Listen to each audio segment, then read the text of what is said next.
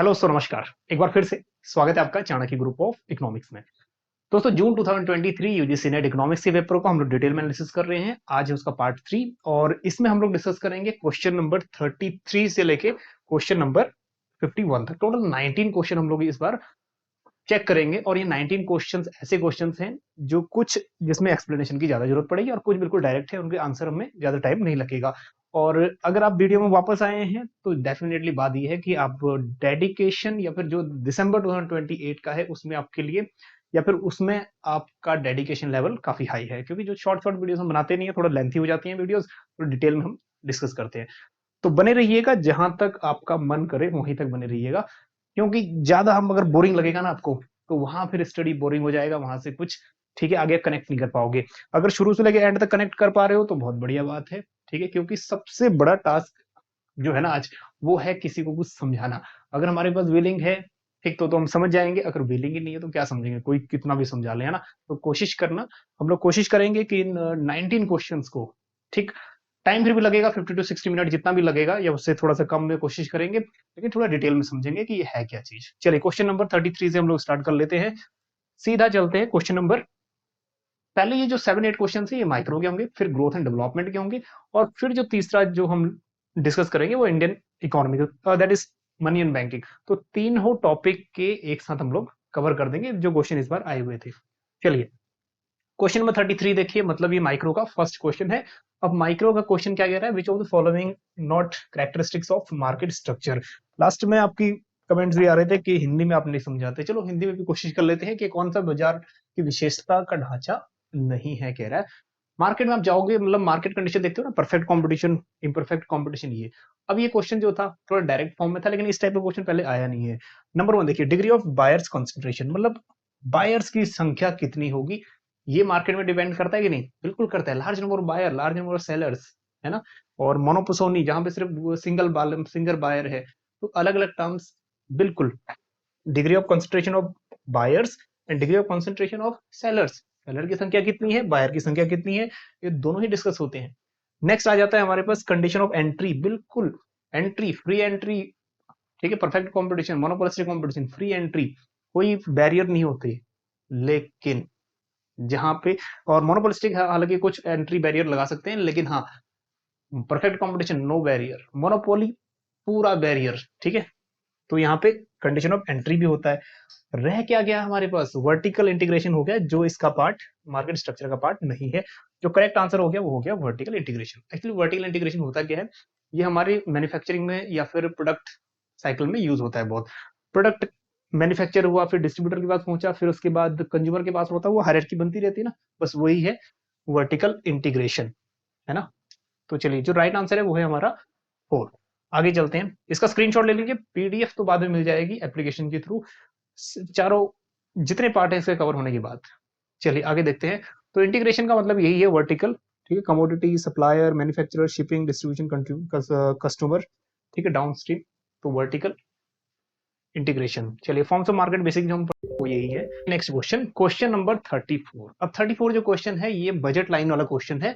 Suppose that good one taken on horizontal axis, हाँ जी, इसको बना के देखते हैं। आप अपनी नोटबुक में इसको बना के देखिएगा ना, तब बहुत इजीली समझ आएगा ये। चलिए तैयार हो जाइए, एक एक करके हम लोग बनाते रहते हैं। गुड एक्स, गुड वाई, हाँ जी, कह रहा गुड वन जो है वो हॉरिजॉन्टल एक्सिस पे है। अब गुड वन का हम कुछ भी नाम दे देते हैं, सपोज करो ये हमारे पास वो हो गया आलू, है ना, हम लोग इसको हिंदी में ही बोलते हैं आलू, अल्लू अर्जुन। अब इसमें पोटैटो हो गया हमारे पास गुड वन एग्जाम्पल के तौर पे।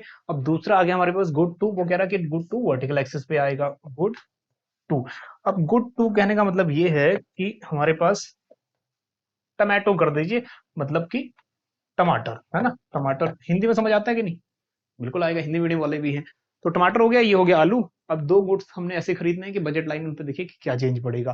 तो इसको समझने से पहले क्वेश्चन को समझते हैं एक बार फिर से आगे। What happened with budget line, budget line के साथ क्या होगा, when price of good one doubles, इसका प्राइस डबल हो गया गुड वन का, और गुड टू का प्राइस ट्रिपल हो गया। टमाटो का प्राइस ट्रिपल हो गया, मतलब हो ही रहा है आजकल, बहुत महंगा है टमाटर, और आलू का प्राइस हो गया डबल। तो प्राइस लाइन में क्या शिफ्ट आएगा, तो इसको देखने की प्राइस लाइन क्या होगा, स्टीपर होगा, फ्लैटर होगा, वर्टिकल होगा, कैसे हो जाएगा। चलिए आइए देखते हैं। बेसिकली प्राइस लाइन क्या होता है, आपको बजट लाइन ये पता होगा सबको, इसका मतलब ये है कि हमारी इनकम में से it is a combination of two goods which consumer spend on purchasing of two different goods. हमने हमारी इनकम को दो गुड्स खरीदने में कंज्यूम किया। मान लो आपको मम्मी ने भेजा बाजार कि दो सब्जी ले, एक आलू और एक टमाटर, है ना। अब आपने क्या किया, आप गए मार्केट, आपके पास दो कमोडिटी थी, एक गुड वन। ठीक, अब सपोज करते हैं जो गुड वन है, गुड वन का जो प्राइस है, ठीक है, जो प्राइस ऑफ गुड वन है वो है हमारे पास 5 रुपीज और इनकम 100 रुपीज। मान लीजिए आपको 100 रुपीज दी आपकी मदर ने, बोला कि दो कमोडिटी ले आओ। आगे चलते हैं, और जो प्राइस सेकंड गुड्स का था वो था 10 रुपीज, है ना। टमाटो का प्राइस, दैट इज टमाटो वैसे है तो 10 रुपए का नहीं है, महंगा है, फिर भी 10 रुपीज। अब बनाते हैं बजट लाइन इनिशियल। देखो, सबसे पहली बात, अगर वो गुड वन जीरो खरीदता है, आलू जीरो, कोई कंजप्शन नहीं किया गुड वन का, तो उसके पास सारे 100 रुपीज बच गए। 100 रुपीज में कितने खरीद सकता है वो टमाटो कितने, गुड टू, बिल्कुल 10 रुपीज का वन है तो जाहिर सी बात है वो कितने 10 खरीद लेगा। अब सपोज करो दूसरा कॉम्बिनेशन वो लेता है गुड वन 5 कमोडिटीज। अब गुड वन 5 कमोडिटीज अगर ले रहा है तो रिमेनिंग देखो स्पेंड कितना कर रहा है वो, 25 रुपीज। इसको राउंड फिगर कर लेते हैं और 6 कर लेते हैं, चलो इसको। अब ये बिल्कुल राउंड फिगर हो जाएगा, 5 की वन कमोडिटी थी, 6 आइटम उसने परचेज की, 30 रुपी कंज्यूम हो गया, तो रिमेनिंग 70 रुपी जो बचा उसका 7 क्या कर सकता है वो, ठीक है, गुड टू परचेज कर सकता है। तो नेक्स्ट हम लोग मैक्सिमम देखते हैं, मैक्सिमम 5 रुपए का एक है तो ये 20 खरीद सकता है मैक्सिमम गुड वन, मतलब आलू 20 खरीद सकता है। अब ये केजी मानो या पीस मानो, ठीक, तो इस सब रुपए उन्हें यहीं कंज्यूम कर दिया, 100 रुपीज। अब इसका कंजप्शन कितना होगा, गुड टू का जीरो। ये तो हुई हमारे पास इनिशियल बजट लाइन। तो इनिशियल बजट लाइन क्या कह रही है, एक बार ये देख लो। ठीक, ये हो गया हमारे पास मैक्सिमम गुड टू, मैक्सिमम 10। थोड़ा सा टाइम लगेगा इस पे, 2 4 6 8 10, और यहाँ मैक्सिमम कितना हो गया, मैक्सिमम गुड वन का 20। तो इसको 5 5 पर डिफरेंस मानते हैं, 5 10 15 और ये रहा 20। ठीक, तो बजट लाइन हम मैच करते हैं। पहला पॉइंट करते हैं गुड वन जीरो और गुड टू 10, जीरो और एक पॉइंट ये हो गया। नेक्स्ट है हमारे लास्ट पॉइंट ये 20, दैट इज 20 और जीरो, ठीक है, वाई का जीरो। तो ये दोनों पॉइंट मिलाएंगे ना तो हमारे पास बनेगा प्राइस लाइन, ये इनिशियल प्राइस लाइन है। अब आ जाइए टॉपिक पे। अब ये क्या कह रहा है, price one, price of good one double हो गया। अब price of good one double हो जाएगा तो ये कितना हो गया, 10 रुपीज, और इसका अगर ट्रिपल हो जाएगा तो ये हो गया 30 रुपीज, है ना। अब देखिए कॉम्बिनेशन क्या बनता है। अब यहाँ हम एक नई कॉम्बिनेशन बना लेते हैं। अब सपोज करो वो क्वांटिटी अगर जीरो परचेज करेगा, ठीक है, गुड वन का जीरो परचेज किया तो 100 रुपीज बच गए। 100 रुपीज में गुड टू कितने खरीद लेगा, क्योंकि 30 रुपीज का एक गुड्स है और गुड वन कितने का 10 रुपीज, तो 130 खरीदेगा तो कितनी क्वांटिटी खरीद पाएगा, सिर्फ 3.33 खरीद पाएगा, है ना, क्योंकि 100 रुपीज थे, 30 रुपए की एक क्वांटिटी थी। अब आगे चलते हैं, नेक्स्ट कॉम्बिनेशन। अगर मान लीजिए कि इसका हम लोग 5 कंज्यूम कर लेते हैं, 5 कंज्यूम किया गुड वन का, तो कितना पैसा खर्च कर दिया, 5 10 50 खर्च कर दिया, 50 बचा है, जो 50 कंज्यूम करेगा कहाँ पे, गुड्स टू के लिए।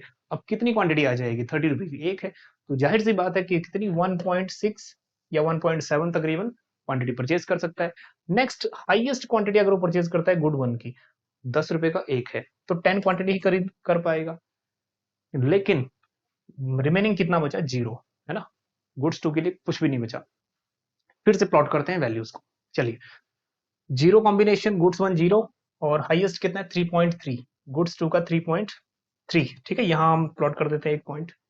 नेक्स्ट पॉइंट देखो, ये वाला पॉइंट लास्ट, जब गुड्स वन का हाईएस्ट कितनी क्वांटिटी 10, गुड्स वन की हाईएस्ट क्वांटिटी कितनी, दैट इज 10, ये रहा 10, ये वाला पॉइंट।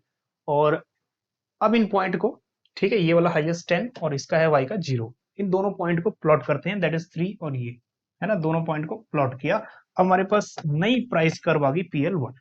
अब चेक करो कि ये इस लाइन से फ्लैट है, स्टीप है, या फिर वर्टिकल है, कैसी क्या है ये, ठीक है। स्टीपर कहने का मतलब है ये लाइन ऐसे है स्टीपर, फ्लैटर कहने का मतलब है ये लाइन थोड़ा फ्लैट है, फ्लैट मतलब ऐसे, ठीक, आपको दिख जाएगा ये अनचेंज भी नहीं है, वर्टिकल भी नहीं है, स्टीपर भी नहीं है, तो है क्या हमारी फ्लैट है, थोड़ा सा फ्लैट है ना, ऐसे। अगर इस तरह रहती तो स्टीपर रहती। तो राइट आंसर जो है हमारा वो सेकंड है। हालांकि इस क्वेश्चन को समझाने में थोड़ा सा ज्यादा टाइम लग गया। ठीक, इसका स्क्रीनशॉट भी नहीं लिया तो वीडियो थोड़ा पीछे करके स्क्रीनशॉट ले लीजिएगा। चलिए आगे चलते हैं। चलिए वही हम लोग बजट लाइन जो डिस्कस करते हैं, एमआरएस, ये वाली, इसका स्क्रीनशॉट ले लीजिए, वही चीज है ना। खैर यहाँ पे एग्जाम्पल दूसरा है। चलिए आगे चलते हैं क्वेश्चन नंबर 35 की तरफ। अब ये वाला थोड़ा सा जल्दी हो जाएगा क्वेश्चन। इसमें कह रहे हैं अंडर फर्स्ट प्राइस डिस्क्रिमिनेशन, जब भी प्राइस डिस्क्रिमिनेशन होता है तो प्रोड्यूसर क्या करता है, हालांकि मोनोपोलिस्ट ही करता है ये, जो एकाधिकार है ना वही प्रोड्यूसर कर पाता है, क्योंकि वहां पे एक ही सेलर है, तो वो एक ही प्रोडक्ट को डिफरेंट डिफरेंट बायर्स को डिफरेंट डिफरेंट प्राइस पे बेच देता है ना। मार्केट में जनरली ये बेसिक थोड़ा बहुत होता भी होगा। अब देखो फर्स्ट प्राइस डिस्क्रिमिनेशन ये होता है कि डिफरेंट बायर से सेम प्रोडक्ट की वो डिफरेंट प्राइस चार्ज करता है ना। आगे देखते हैं, monopolist sell different units of output और different price and these price में differ from person to person. बिल्कुल ठीक कह रहा है, हर एक पर्सन को वो डिफरेंट डिफरेंट रेट बेच देता है सेम क्वांटिटी को। तो फर्स्ट अगर करेक्ट है तो हमारे पास दो तो हट जाएंगे, है ना, और दो एक तो डेफिनेटली हट जाएगा, स्टेटमेंट वन इज फॉल्स, ये वाला हट गया। अब आगे चलते हैं next, under the third degree of price discrimination, first degree, second degree, third degree, क्या क्या होता है तीनों के अंदर, ये भी हम डिस्कस करेंगे अभी। क्या ना, थर्ड डिग्री के अंदर monopolist sell different units of output for a different price, ठीक है, but every individual who buy the same amount of goods pay same price.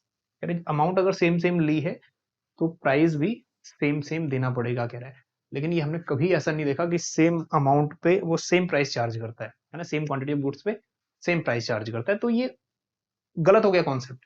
तो ये वाला कौन सा स्टेटमेंट टू वैसे ही गलत हो गया। तो स्टेटमेंट वन इज ट्रू और टू इज फॉल्स हो गया, है ना। चलिए अब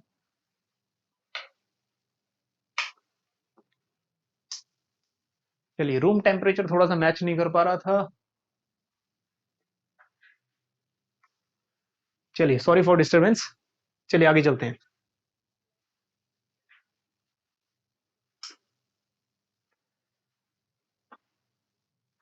चलिए एक एक करके सब देख लेते हैं। फर्स्ट प्राइस डिस्क्रिमिनेशन में होता यह है कि प्रोड्यूसर एक ही प्रोडक्ट को डिफरेंट डिफरेंट बायर्स को डिफरेंट डिफरेंट रेट पे बेचता है, और उसमें कोई भी कंज्यूमर सरप्लस लेफ्ट नहीं होता। ये क्वेश्चन आ सकता है कि किस सेंस में, किस डिग्री में कंज्यूमर सरप्लस नहीं बचता, है ना। इसको बोलते हैं perfect price discrimination.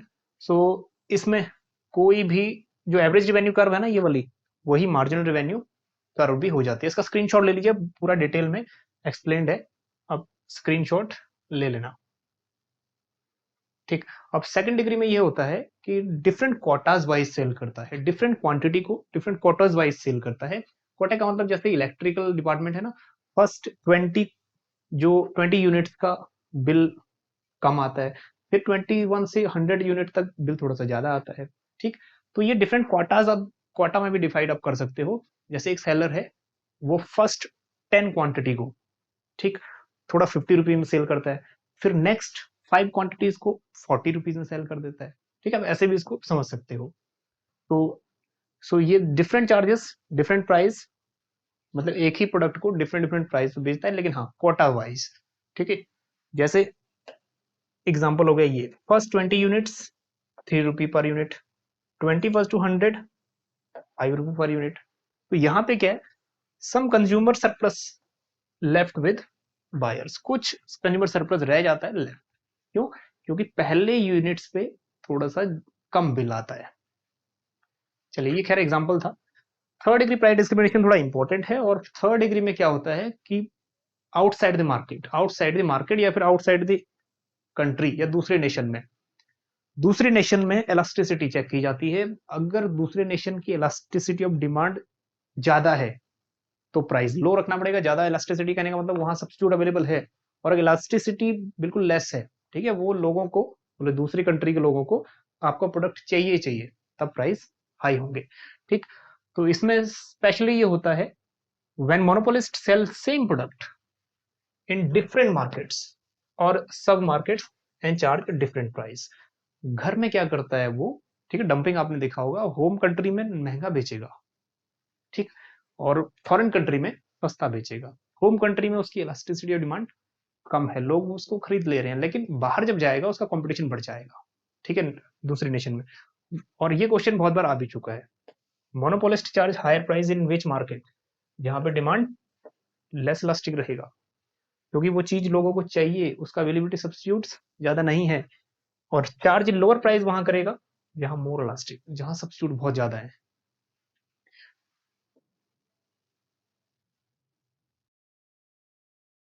Now next one, question number 36। अब 36 क्वेश्चन क्या कह रहा है, Pareto ऑप्टिमलिटी कंडीशन, ये बेसिक कंडीशन है। इसमें कह रहा है कि विच of the following is not true in case of second theorem of welfare. So second theorem of welfare के बारे में कौन सा करेक्ट नहीं है। Pareto ऑप्टिमलिटी आपने देखा होगा, कंडीशन बहुत बार क्वेश्चन आया है, बहुत बार efficiency in exchange, efficiency in production और मिक्स्ड, ये दोनों, ये इस टाइप के क्वेश्चन बहुत बार पूछे भी गए हैं। एक क्वेश्चन जनरली ये पूछा है इसमें से, Pareto ऑप्टिमलिटी कंडीशन किस में लागू होता है, किस मार्केट में, ठीक है, तो परफेक्ट कंपटीशन में लागू होता है। और यहाँ से जो एक्सचेंज और जो प्रोडक्शन एफिशिएंसी एक्सचेंज, ये बहुत बार आ चुके हैं इक्वेशंस उनकी, ठीक है, तो ये वाले क्वेश्चन को हर बार रिपीटेड फॉर्म में किसी न किसी वे में पूछ रहा है। चलिए तो शुरू करते हैं। नंबर वन स्टेटमेंट है, इफ कंज्यूमर एक्सिबिट्स कॉन्वेक्स प्रेफरेंसेस। अब देखो, कंज्यूमर के बिहाफ से हमारे पास जो प्रेफरेंसेस है उसको हम शो करते हैं एफिशिएंसी इन एक्सचेंज। आपने देखा होगा एजवर्थ बॉक्स यूज होता है, ए, और ये सेकंड बायर है, एक एजवर्थ बॉक्स यूज होता है, ठीक, वो हम बी की बायर के पॉइंट ऑफ व्यू से देख रहे हैं, जिसको हम ए के पॉइंट ऑफ व्यू से देख रहे हैं। तो जो इंडिफरेंस कर्व है वो क्या रहता है, कॉन्वेक्स ही रहता है, ठीक है, इंडिफरेंस कर्व, ये ए का इंडिफरेंस कर्व है, वो उधर से बी का इंडिफरेंस कर्व है, ठीक, तो उधर की साइड से देखेंगे तो वो हमें, यहाँ से तो हमें कॉन्केव दिख रहा है बी का, लेकिन उस साइड से देखेंगे तो वो हमें इंडिफरेंस कर्व कॉन्वेक्स दिखेगा, यहाँ से ए का ये कॉन्वेक्स दिख रहा है। तो जब भी बात होगी एफिशिएंसी इन कंजप्शन, ठीक है, एफिशिएंसी इन एक्सचेंज, तो एक इक्वेशन बनता है, आपने देखा होगा, MRS, margin rate of substitution for X Y, ठीक है, of a consumer is equal to margin rate of substitution of X Y commodity और बी कंज्यूमर दोनों का क्या होना चाहिए, बराबर होना चाहिए। तो ये कह रहा है कि if consumer exhibit convex preferences, every Pareto efficient allocation is a possible competitive equilibrium in a pure exchange economy। तो बात वही है, ये लागू होता है कॉम्पिटिटिव इक्विलिब्रियम में, जैसे परफेक्ट कॉम्पिटिशन उसमें, ठीक। अब आगे चलते हैं, तो ये कॉन्वेक्स प्रेफरेंस कर रहे हैं, तो ये तो करेक्ट है। नेक्स्ट क्या कह रहे हैं, इन इकोनॉमी इन्वॉल्विंग प्रोडक्शन, ठीक है, प्रोडक्शन साइड में यहाँ पे ये दो चीज बराबर होनी चाहिए, margin rate of technical substitution for labour and capital, ठीक है, ए का या फिर एक्स का, और सेम होना चाहिए वाई का भी, margin rate of technical substitution, ठीक है, लेबर कैपिटल का, दैट इज वाई। ये कंडीशन बनती है एफिशिएंसी इन प्रोडक्शन में। तो उसमें भी जो हम लोग आइसो क्वांट यूज करते हैं वो भी क्या होता है, कॉन्वेक्सिटी होती है, उसमें भी कॉन्वेक्सी होता है, ठीक है, ensure that Pareto efficient allocation can be achieved as market equilibrium, तो ये भी करेक्ट है, आगे वो भी डिस्कस करेंगे थोड़ा सा। Next, it hold when there are increasing return to scale. Increasing return to scale नहीं है, ये कहते हैं इधर डिक्रीजिंग रिटर्न टू स्केल होगा या फिर कांस्टेंट रिटर्न टू स्केल होगा, तो ये वाला कॉन्सेप्ट गलत है।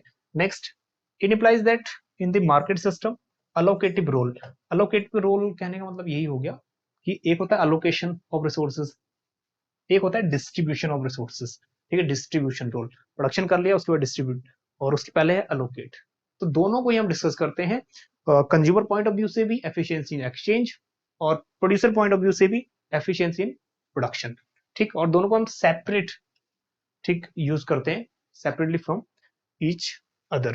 तो ये वाला जो थर्ड ऑप्शन है ये बिल्कुल करेक्ट नहीं है, जो हमें आंसर चाहिए दैट इज थर्ड, ठीक। तो इसका ये तीनों इक्वेशन है, एक बार स्क्रीनशॉट ले लीजिएगा यहाँ पे। चलिए, एफिशिएंसी इन एक्सचेंज है, तो हमारे पास मार्जिन रेट ऑफ सब्स्टिट्यूशन, मतलब जिसको हम इंडिफरेंस कर्व भी बोलते हैं, दोनों की बराबर होनी चाहिए, ये वाला, ठीक है, इक्वेशन देख लीजिए, बहुत बार आता है ये इक्वेशन। चलिए, दूसरी बात, अगर हम लोग एफिशिएंसी इन प्रोडक्शन देखेंगे तो यहाँ पे बन जाएगा margin rate of technical substitution, जिसको हम आइसोक्वांट से भी रिप्रेजेंट करते हैं।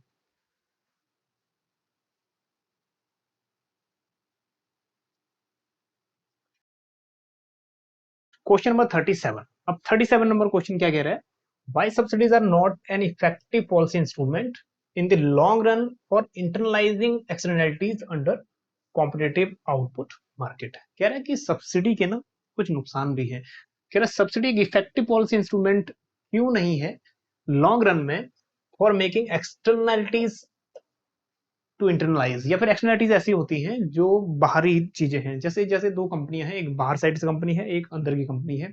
अब ये कह रहे हैं कि बाहर के जो इफेक्ट आ रहे हैं क्यों ना उनको भी अपने अंदर समावेश कर लिया जाए, जिससे क्या हो, जिससे कुछ न कुछ पॉजिटिव इकोनॉमी में हमें चेंजेस देखने को मिले। ठीक है, ऐसी बात है जैसे शोमी चाइना की कंपनी है, हमने इंटरलाइज कर रही है अपनी इकोनॉमी में। ठीक है, कुछ सब्सिडी वगैरह भी दे रही है गवर्नमेंट। तो सब्सिडी के क्या है कि इंस्ट्रूमेंट एक इफेक्टिव इंस्ट्रूमेंट नहीं है।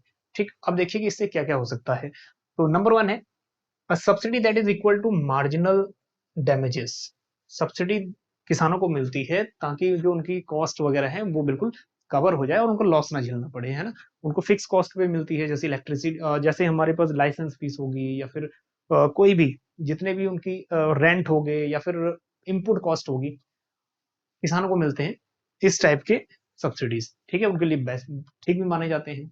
लेकिन एक्सटर्नैलिटीज को अगर आप इकोनॉमी के अंदर लेके आ रहे हो और फिर दे रहे हो सब्सिडी, फिर देखो जितनी भी सब्सिडी है वो मार्जिनल डैमेजेस, जितने भी डैमेजेस हैं, कॉस्ट है, वो तो कवर करेगी। जो डैमेजेस की बात हो रही है that translate to defective decrease in firms fix cost, और इससे क्या होगा, फर्म की फिक्स कॉस्ट गिरेगी, और फर्म्स की फिक्स कॉस्ट गिरेगी तो फर्म्स क्या करेगी, बम्पर सप्लाई करेगी। ठीक है, आपने देखा होगा एवरेज फिक्स कॉस्ट क्या होता है, प्राइस गिरते ही जाते हैं और प्रोडक्शन बढ़ने के साथ साथ एक समय कांस्टेंट हो जाता है बिल्कुल नीचे लेवल पे। तो फर्म्स का प्राइस, ठीक है, मतलब कॉस्ट कम होगा और ज्यादा से ज्यादा प्रोडक्शन करने की फर्म्स सोचेगी, तो एक्सेस प्रोडक्शन का जो एक्सेस सप्लाई या एक्सेस प्रोडक्शन है वो हो जाएगा, उसका डर है। Next, subsidy payment are available to all firms. Subsidy payment अगर सभी फर्म्स के लिए है, ठीक है, बाहरी अंदरी जितनी फर्म्स उनके लिए है, that can induce excessive market entry, तो मार्केट में एंट्री भी तो बहुत ज्यादा हो जाएगी। ठीक है, फिर ओवर प्रोडक्शन हो जाएगा, ये भी एक डर है ओवर प्रोडक्शन का। Next, the level of industrial production in this sector would exceed the socially desired level. तो जो इंडस्ट्रियल प्रोडक्शन है ना, जो प्रोडक्शन है वो तो बहुत ज्यादा हो गया एट डिजायर्ड लेवल से, तो मतलब वही डर आ गई कि एग्रीगेट सप्लाई ज्यादा हो गया एग्रीगेट डिमांड से। ठीक, तो ये भी एक्सेस में चला गया, तो ये भी प्रॉब्लम है। तो ये कह रहा है इफेक्टिव पॉलिसी इंस्ट्रूमेंट नहीं है। तो ये तीनों जो है, ऑल ऑफ द अबव, ठीक है, इफेक्टिव पॉलिसी मेजर नहीं है, क्योंकि तीनों से क्या हो रहा है, एक्सेस प्रोडक्शन का डर है। चलिए, तो सब्सिडी के नुकसान भी हैं। अगर हम लोग सभी फर्म्स को सब्सिडी दे रहे हैं तो इसका नुकसान भी कहीं ना कहीं है। चलिए नेक्स्ट क्वेश्चन पे चलते हैं। Next question, which of the following hold for Burton duopoly model. Burton duopoly model से पहले हमारे पास आ जाता है ड्यूओपोली का फर्स्ट थ्योरी। ठीक है, कुर्नो की थ्योरी बहुत अच्छी थ्योरी है, 1838 में आपने देखी होगी। फिर दूसरी थ्योरी आती है 1883 में। ठीक है, जो क्या मानता है, price of the rival firms remain constant. चलिए आगे देखते हैं। The reaction curve are derived from isoprofit map which are convex to axis. बिल्कुल ठीक कह रहा है, इसमें जो रिएक्शन कर्व होती हैं, और ये दूसरा होता है आइसोप्रोफिट। ठीक है, आइसोप्रोफिट कर्व ऐसा बताते हैं कि different level of combinations give same level of profit, जो सेम लेवल ऑफ प्रॉफिट दे रहे हैं, तो ये बिल्कुल करेक्ट है। और वो जो आइसोप्रोफिट कर्व रहते हैं ये रहते हैं बिल्कुल convex. Next, the profit of intersection of the two reaction curve. दो रिएक्शन कर्व इन्होंने बात की। ठीक है, एक यहाँ पे ये ए की रिएक्शन है, ये बी का रिएक्शन है। ठीक है, ये कर्व की बात की, दैट रिफ्लेक्ट स्टेबल इक्विलिब्रियम, और जो इक्विलिब्रियम बनता है वो बनता है स्टेबल। आपने देखा होगा स्टेबल इक्विलिब्रियम कहने का मतलब ये होता है जब भी कोई डिस्टरबेंस इकोनॉमी को इक्विलिब्रियम की तरफ मूव करे। ठीक, कोई भी डिस्टरबेंस इक्विलिब्रियम की तरफ मूव करे तो वो होता है equilibrium, that is stable equilibrium. और अगर कोई डिस्टरबेंस इकोनॉमी को, ठीक है, ये इक्विलिब्रियम पॉइंट से दूर की तरफ मूव करे तो वो बन जाता है हमारे पास, ठीक है, अनस्टेबल। तो ये क्या है, एक स्टेबल इक्विलिब्रियम है। आगे एक डायग्राम है उसमें भी दिख जाएगा। ठीक, अंदर की तरफ रिस्टोर होगी इक्विलिब्रियम की तरफ। नेक्स्ट, तो ये ए और बी ये तो हो गए true. Next, the reaction curve derive from the isoprofit maps concave, concave नहीं होता, और अनस्टेबल इक्विलिब्रियम भी नहीं होता, तो ये दो हो गए गलत, है ना। Next, firms behaviour pattern is such that they learn from past experience, वो अपने पास्ट एक्सपीरियंस से सीखते हैं। बट नहीं, वो क्या से सीखते हैं, नैश इक्विलिब्रियम आपने देखा होगा फॉलो होता है, तो अपने राइवल फर्म्स की स्ट्रेटेजी से देखता है और अपना प्राइस क्या रखता है, the price of firms remain constant, price of other firms remain constant. ठीक है, ये दूसरे एक दूसरे की जो रिएक्शन है उनसे सीखते हैं। तो ये वाला भी कॉन्सेप्ट गलत है।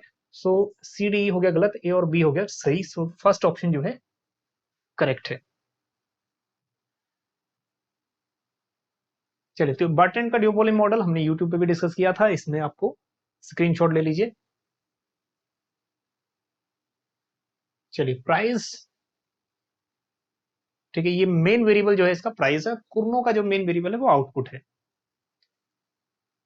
ठीक, तो आइसो प्रॉफिट कर्व यूज करता है और जो रिएक्शन कर्व है और आइसो प्रॉफिट, ठीक, that generate same level of profit different combinations, और ये है रिएक्शन कर्व। ठीक, दोनों को स्टोर करता है इक्विलिब्रियम, जो भी डिस्टरबेंस रहेगा इक्विलिब्रियम की तरह store, that is stable equilibrium.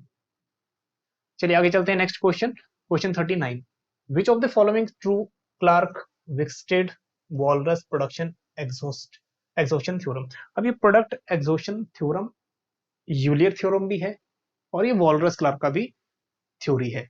ठीक, अब ये एग्जिबिट क्या कर रहा है, ये क्या दर्शाता है, ये पूछ रहा है। हालांकि इस टाइप का क्वेश्चन पहले नहीं आता था, सिंपल प्रोडक्शन फंक्शन पूछता था।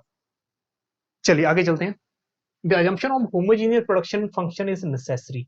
तो इसमें कह रहा है प्रोडक्शन फंक्शन का जो होमोजीनियस प्रोडक्शन फंक्शन है, मतलब सभी प्रोडक्ट क्या है, सिमिलर हैं। ठीक है, ये assumption नेसेसरी है कह रहा है, लेकिन इसमें नेसेसरी नहीं है। प्रोडक्शन फंक्शन होमोजीनियस भी हो सकता है और नॉन होमोजीनियस भी हो सकता है। नॉन होमोजीनियस कहने का मतलब है प्रोडक्ट डिफरेंशिएटेड भी हो सकता है। Next, product exhaustion theorem is an identity that hold for all values of the variables।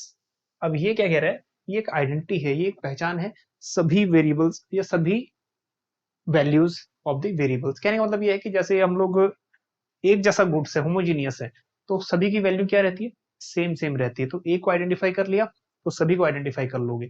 ठीक, तो इसमें ऐसा नहीं है, identity of for hold for all values of variable नहीं होगा, क्योंकि हर एक होमोजीनियस भी है, नॉन होमोजीनियस भी है। It is not necessary to become homogeneous. ठीक, अब आगे देखते हैं। The assumption of homogeneous production function is not necessary. Homogeneous production हो भी सकता है और नहीं भी हो सकता है। ठीक है, ये assumption। Next, it is not identity, वही बात होगी ये लॉन्ग रन में। ठीक है, क्योंकि प्रोडक्ट होमोजीनियस भी है और नॉन होमोजीनियस भी है, so it is not identity. ठीक, ये वाला भी करेक्ट है, सी भी करेक्ट है। It hold for all type of production function, जितने भी टाइप प्रोडक्शन फंक्शन है, चाहे वो होमोजीनियस है, नॉन होमोजीनियस है, सबके लिए है। ठीक है, C D E, C D E. चलिए, तो ये वाला जो कॉन्सेप्ट था थोड़ा सा नया कॉन्सेप्ट आया था इस बार। चलिए, इसको एक बार स्क्रीनशॉट ले लीजिए। अब चलते हैं आगे। हाँ जी, नेक्स्ट जो पोर्शन है उसमें से थोड़ा सा इजी क्वेश्चन हम बोल सकते हैं, ग्रोथ एंड डेवलपमेंटल इकोनॉमिक्स। फटाफट से आगे डिस्कस कर लेते हैं। ये क्वेश्चन गुनर मिडल की बुक्स पूछ रहा है। ये भाई साहब गुनर मिडल के पीछे बहुत दौड़ता है यूजीसी, बहुत सारी गुनर मिडल की बुक्स पूछ लेगा। एशियन ड्रामा तो बहुत बार आ चुका है ना। तो एशियन ड्रामा ये है, अमेरिकन डिलेमा ये भी है। ठीक है, इसमें ब्लैक निग्रो, जो ब्लैक पीपल है, निग्रोज हैं, व्हाइट पीपल है, उनके बारे में डिलेमा क्या है। ये थ्योरी ऑफ इकोनॉमिक डेवलपमेंट, ठीक है, ये नहीं है, शुम्पीटर की थ्योरी है। Next, principle of political economy, GS Mill की थ्योरी है। Economic theory and underdeveloped region, याद कर लीजिएगा, इंडिविजुअल पूछ सकता है। ठीक है, ये भी A B E, A B E. ठीक, सो दैट इज ऑप्शन 4। अब ये स्क्रीनशॉट ले लीजिए ईयर वाइज। ठीक, कि कौन सी थ्योरी कब आई थी। एशियन ड्रामा 1968, बहुत बार आ चुका है ये। फिर उसके बाद दो छोड़ दो, नेक्स्ट चलो। प्रिंसिपल ऑफ पॉलिटिकल इकोनॉमी, ये तो जेएस मिल हो गया। इकोनॉमिक थ्योरी अंडर डेवलपमेंट, ठीक है, गुनर मिडल। और डेट भी थोड़ा सा देख लेते हैं इसकी, डेट थोड़ा सा हाइड हो गई है।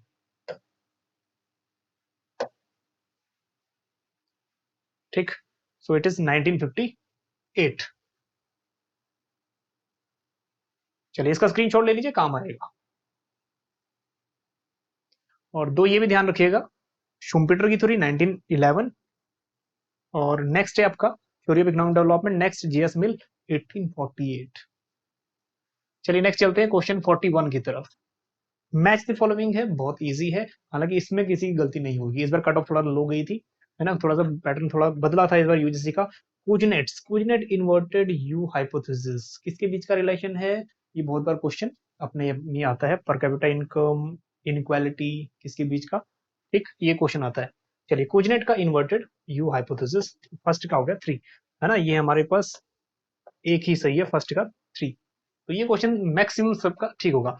नक्से का बैलेंस ग्रोथ थ्योरी है, और लेविनस्टाइन का क्रिटिकल मिनिमम एफर्ट्स, और शुम्पीटर का इनोवेशन एंड एंटरप्रेन्योरशिप। अब समझने वाली यही बात नहीं है, समझने वाली बात है इनका ईयर वाइज कि कौन सी थ्योरी कब आई थी, ये जरूरी है। ठीक है, तो इसका एक स्क्रीनशॉट ले लीजिए, मैं थोड़ा सा साइड हो लेता हूं।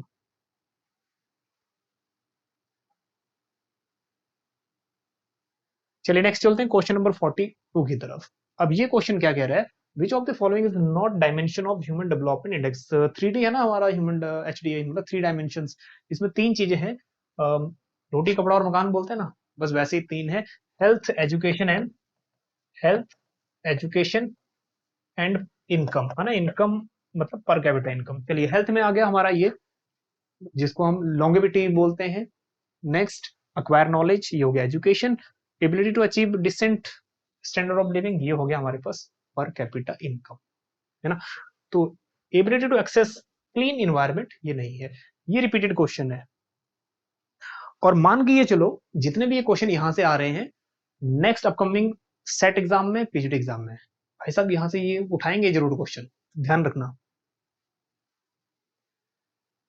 इसका भी स्क्रीनशॉट लेना। ये क्वेश्चन आ चुका है कि इंडियन इकोनॉमिस्ट कौन कौन से एचडीआई में जुड़े हुए हैं, जैसे मेघनाथ देसाई है, अमृत्य सेन है, सुधीर आनंद है। ठीक है, ये इंडियन इकोनॉमिस्ट है। इनिशियली महमूब अल हक ने ये कॉन्सेप्ट दिया है। 3D है, 3 dimension, life expectancy, literacy rate, जिसको हम एजुकेशन बोलते हैं, और पर कैपिटा इनकम। हाईएस्ट और लोवेस्ट रेंज भी देख लीजिए। चलिए आगे देखते हैं। एडम स्मिथ की थ्योरी में से क्वेश्चन है, कह रहे division of labour starting point of the Smith theory of economic growth. हालांकि यहाँ पे कंफ्यूजन हो सकता था कि स्टार्टिंग पॉइंट और आपका एंडिंग पॉइंट, ऐसा तो नहीं पढ़ाया, लेकिन एक मेन फीचर था डिवीजन ऑफ लेबर। ठीक है, एक मेन पॉइंट था डिवीजन ऑफ लेबर। ठीक है, next, it is division of labour that result in greatest improvement in the productivity power of labour. Division of labour ही था, लेबर का क्या डिवाइड कर दो, जो एफिशिएंट है ना, जैसे हेनरी फोर्ड ने किया था, बेस्ट एग्जांपल वही लेते हैं आजकल, कि हेनरी फोर्ड ने जो ऑटोमोबाइल्स डिफरेंट डिफरेंट पार्ट के डिफरेंट डिफरेंट मैकेनिक सेट कर दिए, बस तुम्हारा यही काम है, डिवाइड कर दी लेबर को पर्टिकुलर वर्क पे। तो इन्होंने भी डिवीजन ऑफ लेबर पर फोकस किया। दोनों स्टेटमेंट करेक्ट है। ठीक है, division of labour is starting point की जगह और कुछ और भी होता, मेन पॉइंट वगैरह, तब भी चल जाता है वैसे। ठीक है, हालांकि ऐसा कभी हायरार्की तो नहीं पड़ा, स्टार्टिंग पॉइंट क्या है, ये पॉइंट क्या है, लेकिन करेक्ट है दोनों ही ऑप्शन।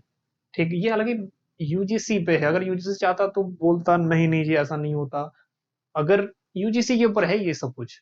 ठीक, लेकिन यूजीसी ने माना है ये स्टार्टिंग पॉइंट है, तो हम लोग यही मान के चलते हैं। चलो, दोनों स्टेटमेंट करेक्ट है।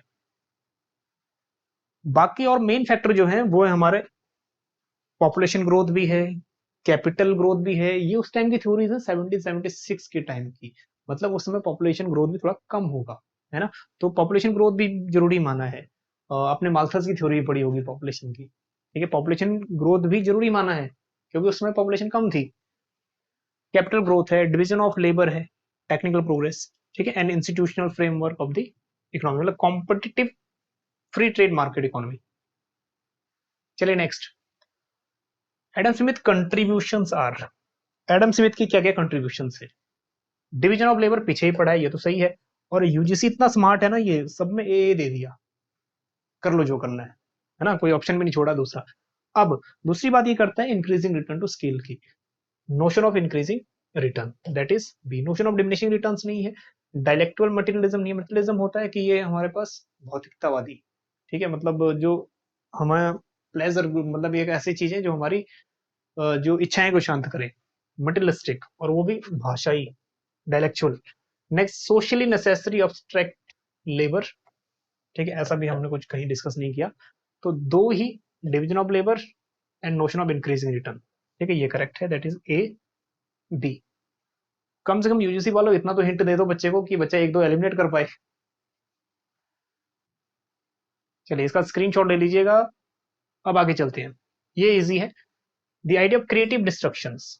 क्रिएटिव डिस्ट्रक्शन होता है जब हमने इनोवेशन लेके आए लेकिन इनोवेशन का इम्पैक्ट नेगेटिव कुछ कुछ सेक्टर में पड़ा, है ना। जो जो टेक्नोलॉजी चल रही थी वो तो बंद होगी, जो इकोनॉमी में एग्जिस्टिंग चीजें थी वो बंद होगी। स्मार्टफोन आने से वो कीपैड वाले फोन बंद हो गए, है ना। तो इसको बोलते हैं क्रिएटिव डिस्ट्रक्शन। हाँ जी, इनोवेशन की थ्योरी किसने दी? शूमपीटर। ठीक, तो यहाँ पे भी जी थ्योरी शूमपीटर। और कब दी? 1942, ये याद रखना। चलिए next, according to Robinson golden age. अब गोल्डन एज कंडीशन आपने देखी होगी, ऐसी कंडीशन है जहां पे growth rate of population is equal to growth rate of capital, है ना। ये दोनों की ग्रोथ रेट बराबर होती है। और दूसरी कंडीशन ये भी है, इसको आपने नाइफ एज इक्विलिब्रियम पढ़ा होगा, जहां पे तीनों चीजें बराबर होती हैं, actual growth rate, warranted growth rate और नेचुरल ग्रोथ रेट, है ना। इसको ये कंडीशन में भी बोल सकते हैं। कहां से लिया है रॉबिन्सन ने? एचडी मॉडल में से। अब ये कह रहे हैं in the context of HD models is used to emphasize. किसको एम्फसाइज किया गया है? ठीक, हालांकि इस टाइप का क्वेश्चन भी पहली बार ही आया है। ये क्वेश्चन किसको एम्फसाइज किया है? वारंटेड ग्रोथ, नेचुरल ग्रोथ, ठीक है, दोनों और एक्चुअल ग्रोथ, तीनों को यूज किया है रॉबिन्सन ने। ठीक है, ये वही बता रहा है कि नेचुरल रेट ऑफ या तो गोल्डन एज। नेक्स्ट, सुपीरियोरिटी भी नहीं बताता कि उससे सुपीरियर है। ठीक, हालांकि ये उस पर बेस है, सुपीरियर वगैरह नहीं बताता। बचा क्या हमारे पास? It's mythical nature. मिथिकल होता है एक या एक काल्पनिक या एक इमेजिन्ड, ठीक है, एक इमेजिनेशन किया गया है, मतलब इट्स इमेजिन या फिर एक मिथिकल नेचर के ऊपर बेस्ड है। हालांकि ये क्वेश्चन पूछने का लॉजिक तो नहीं बनता, बड़ा ही टिपिकल सा क्वेश्चन कह लो, या फिर ऐसा क्वेश्चन जिसका थोड़ा लॉजिकल ना कमी है।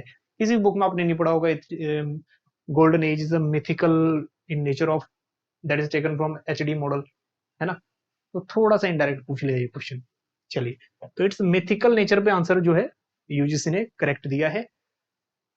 चलिए, अगर आपने एलिमिनेट किया होगा तो शायद यहां तक आप पहुंच चुके होंगे। चलिए, अब देखते हैं money and banking. Money and banking simple सा लॉजिक है, 5 क्वेश्चन यहां से आए मनी एंड बैंकिंग से, और नंबर 1 क्वेश्चन और सिंपल सिंपल से क्वेश्चन आए, एक क्वेश्चन को छोड़ के। नेक्स्ट, टेलर्स रूल्स पूछ रहा है। टेलर्स रूल, जिसने टेलर रूल पढ़ा था उसको ये पता होगा टेलर रूल क्या कहता है, कि जैसे जैसे इन्फ्लेशन बढ़ेगा, इन्फ्लेशन के साथ साथ हमें इंटरेस्ट रेट, है ना, जो रियल इंटरेस्ट रेट है वो भी बढ़ा देना चाहिए। तो बेसिकली जो मेन थ्योरी है वो देखते हैं। ये क्या कहती है? जैसे ही हमारे पास व्हेन इन्फ्लेशन राइजेस, जैसे इन्फ्लेशन बढ़ा तो real interest rate should increase.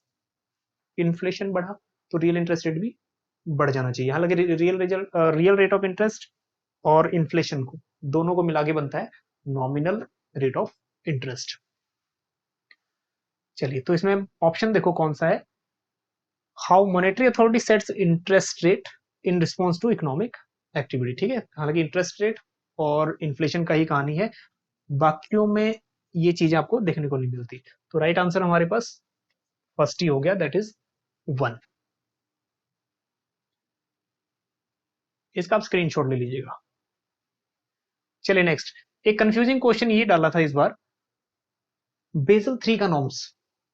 इसमें क्या क्या पिलर 1 ऑफ बेसल 3 नॉर्म्स। हालांकि जो बैंकिंग सेक्टर से है ना, ये बेसल हम लोग 2 नॉर्म्स 2009-10 में से फॉलो कर रहे हैं। बेसल 2, बेसल 1, ये टाइम टू टाइम ना चेंजेस होते रहते हैं। तो अभी भी इंडिया बेसल 2 नॉर्म्स फॉलो कर रहा है, लेकिन यूजीसी बेसल 3 नॉर्म्स के क्वेश्चन पूछ लेता है।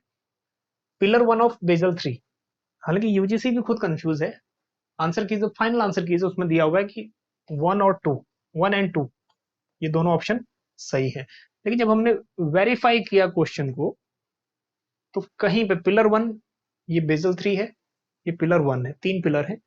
Enhanced minimum capital and liquidity requirement, ये हमें मिलता है। नेक्स्ट हमें मिलता है quantity, that is quantitative requirement, standardize assessment of credit, liquidity, market, operational and underwriting risk, इस टाइप के।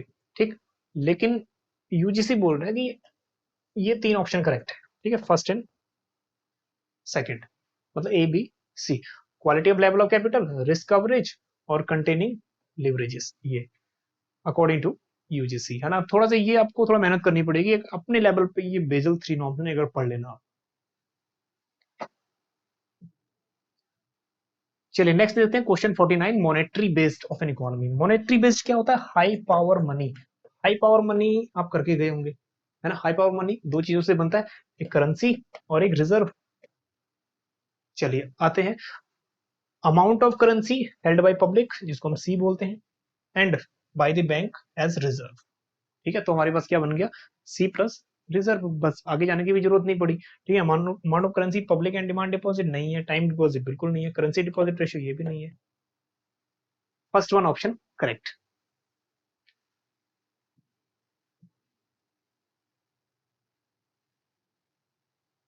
चलिए next question 50, second last question.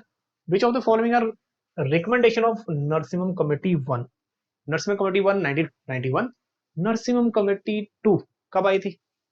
Correct, ये भी ध्यान रखना 1998। 1991 वाली पॉलिसी बहुत बार पूछता है रिकमेंडेशंस। अब इसकी रिकमेंडेशन क्या थी? क्योंकि NEP that is new economic policy भी आया था 1991 में ही। अब देखो, deregulation of interest rate structure बिल्कुल करेक्ट है। सबसे पहला इनका मूव यही था कि पहले ना पावर मिनिस्ट्री ऑफ फाइनेंस और सेंट्रल गवर्नमेंट, ठीक है, ये डिसाइड करते थे कि रेट ऑफ इंटरेस्ट क्या होगा। अब डीरेगुलेट कर दिया, मार्केट डिसाइड करेगी। मार्केट की demand and supply force decide करेगा कि इंटरेस्ट रेट क्या होगा। बिल्कुल करेक्ट है। Next, need for greater use of information technology. देखो आईटी के कहीं पे बात नहीं की, तो आईटी वाला तो पोर्शन हो गया गलत। अब एलिमिनेशन मेथड यूज करो, बी जहां पे है उसको हटा दो, ठीक है, ये बचा। और अब देखो आगे, ए बिल्कुल करेक्ट है, जिसमें ए नहीं है उसको भी हटा दो। ठीक, ए इसमें नहीं है, इसको भी हटा दो। बस दो रह गए आपके पास। अगर आपको दो तीन भी पता है तब भी कहानी बन जाएगी। Next, permitting only private sector banks to access the capital market. Private banks को जरूर कहा कि आप कैपिटल, ठीक है, इसकी एक्सेस पूरी थी कैपिटल मार्केट की, लेकिन क्या आ गया टर्म्स? ओनली। क्या आ गया टर्म्स? ओनली। ओनली क्वेश्चन में जहां भी आ रहा है इट इज इगोइस्टिक टर्म्स, है ना, ईगो है इस टर्म्स में, ओनली में। तो मान के चलेगा 80 to 90% केसेस में ये होता है जहां पे ओनली आता है, ठीक है, वो वाला ऑप्शन गलत होता है। मैक्सिमम टाइम कह रहा हूँ, 100 टाइम नहीं। तो ये भी ओनली नहीं, कुछ पब्लिक सेक्टर बैंक को भी और प्राइवेट को भी, है ना, दोनों को ही एक्सेस था कैपिटल मार्केट का। ठीक, तो ये हो गया गलत, सी। ठीक है, जिसमें सी है वो भी हटा दो, ये भी हट गया। रह गया हमारे पास three, freedom to adopt chief executive and officers of the bank. Freedom मिल गई बैंकों की, अपना ऑफिसर, चीफ एग्जीक्यूटिव या फिर ऑफिसर आप तय कर लो। ठीक है, ये भी बिल्कुल सही है। Capital adequacy norms were implemented in stages. ठीक है, जो कैपिटल डेक्रेसी नॉर्म्स थे बेजल वन के होंगे तब तो, है ना, 1989 से शुरू हो गए थे बेजल वन। तो ये भी करेक्ट है। हमारे पास बचा क्या? हमारे ए डी ई। आइए देखते हैं एक्सप्लेनेशन। ये जो एक्सप्लेनेशन है, अंडरलाइन, ये हाईलाइटेड पॉइंट्स, इनको स्क्रीनशॉट ले लीजिए, नोटबुक में नोट कर लेना। सीआरआर एसएलआर इसका रिडक्शन था। Reorganising the banking sector, banking sector को रीऑर्गेनाइज करो, है ना, प्राइवेट सेक्टर्स को बढ़ावा दो, लेकिन सिर्फ प्राइवेट सेक्टर को ही बढ़ावा मत दो। ठीक, पब्लिक और प्राइवेट दोनों का ही ऊपर लेके जाना है। Establishment of ARF tribunal. अब ये क्वेश्चन आ सकता है कि एआरएफ ट्रिब्यूनल किस कमेटी ने सजेस्ट किया? ठीक है, नॉन परफॉर्मिंग एसेट्स को मैनेज करने के लिए असेट रिकंस्ट्रक्शन फंड। ठीक, ये removal of dual control, RBI और मिनिस्ट्री ऑफ फाइनेंस दोनों का कंट्रोल था पहले, फिर उसको डीरेगुलेट कर दिया। ठीक है, मार्केट फोर्स डिसाइड करेगा। Stop the directorate credit programs. ठीक, तो यहाँ भी जो गवर्नमेंट इंटरेस्ट रेट कंट्रोल करती थी ना पहले प्रोग्राम्स के थ्रू, उसको हटा दिया। इंटरेस्ट रेट डिटर्मिनेशन मार्केट के थ्रू होगा। Next, more freedom to bank, बैंकों को फ्रीडम दे दी कि अपना एग्जीक्यूटिव या ऑफिसर आप लोग अपॉइंट कर सकते हो। चलिए क्वेश्चन नंबर 51 लास्ट क्वेश्चन है आज का। इसमें ये कह रहा है which of the following statement are correct about trilemma in monetary policy. Trilemma क्या होता है? ट्राइंगल। तीन चीजें, यहाँ पे तीन चीजें हैं, एक फिक्स्ड एक्सचेंज रेट, एक फ्लेक्सिबल एक्सचेंज रेट, और एक जो है आपका, उसको हम बोलते हैं autonomous monetary policy. Autonomous monetary policy या इंडिपेंडेंट मॉनेटरी पॉलिसी, ये। अब ये देखो क्या कह रहा है, it is related to close economy. Close economy नहीं है, एक्सचेंज रेट हमारे दूसरे नेशन से ही काम आता है, तो ए तो बिल्कुल नहीं है। ए हट गया, जिसमें ए है ना उसको हटा दो। ठीक, इसमें ए है तो इसको हटा दो। Next, it involve exchange rate, capital mobility, monetary policy. Monetary policy भी तो है ये, कैपिटल मोबिलिटी भी आता है और एक्सचेंज रेट भी आता है। बी बिल्कुल करेक्ट है, बी बिल्कुल करेक्ट है, जिसमें बी नहीं है उसको भी हटा दो। Next, it arises because perfect capital mobility alliance the domestic interest rate and world interest rate. ये क्या करता है कि परफेक्ट कैपिटल मोबिलिटी क्या होता है, एक कंट्री में कैपिटल कम है, पैसा कम है, दूसरे में ज्यादा है, तो एक का इंटरेस्ट रेट और दूसरे का इंटरेस्ट रेट अलग अलग होगा। लेकिन एक टाइम ऐसा आएगा जब ये अलाइन मतलब इक्वल करने लगेगा domestic interest rate world interest rate से। ठीक, तो ये भी बिल्कुल ऑब्जेक्टिव करेक्ट है, दैट इज सी। तो हमारे पास ये भी हट गया, तो सी ये भी करेक्ट है, बी एंड सी रह गया बस। Next, flexible exchange rate is not compatible with independent monetary policy. Flexible exchange rate एक बढ़िया एक्सचेंज रेट है, वही तो यूज हो रहा है आजकल। ठीक, तो इसमें कह रहा है नॉट, तो ये भी हट गया। Next, it is related to capital e mobility. Capital mobility है, एक जगह से दूसरी जगह कैपिटल मूव करना है, लेकिन ये बोल रहा है ई मोबाइल, तो ये हो गया गलत, है ना। With and flexible exchange rate, अगर mobile and flexible exchange rate होता फिर करेक्ट था। चलिए, तो बी और सी हमारा करेक्ट है। एक्सप्लेनेशन के लिए आप इसको, ठीक है, स्क्रीनशॉट ले लीजिए। चलिए, ये क्वेश्चन थे आज के, और उम्मीद है कि क्वेश्चन थोड़ा समझ आए होंगे। अगर नहीं समझ आएगा तो थोड़ा सा सेशन बोरिंग हो गया होगा। चलो, जो भी है, अब नेक्स्ट सेशन में हम लोग मूव करते हैं। इसमें हम डिस्कस करेंगे स्पेशली जो क्वेश्चंस अदर पार्ट से आए हुए हैं। ठीक है, चलिए मिलते हैं आप आपको नेक्स्ट सेशन में। बने रहिएगा चाणक्य ग्रुप ऑफ इकोनॉमिक्स के साथ। Thank you so much.